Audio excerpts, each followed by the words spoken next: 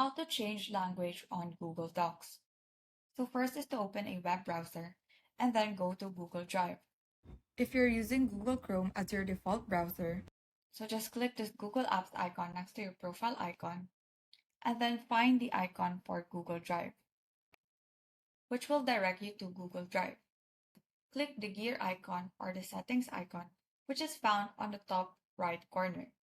Then go to Settings, scroll down until you see the section Language. Click this Change Language Settings.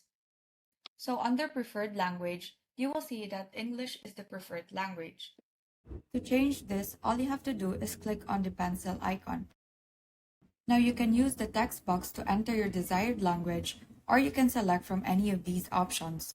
Say for example, I want to change it to Filipino. Then I'll just click Save to confirm. So the language used in this browser is now Filipino.